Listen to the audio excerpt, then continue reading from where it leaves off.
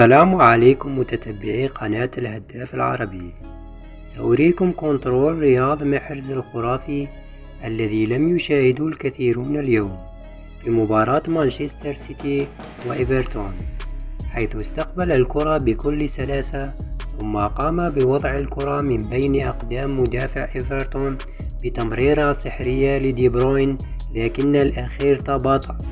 رياض محرز ساحر كرة القدم الحالية، لمساته تدهش كل من يشاهده، والله فنان يا ابن الصحراء.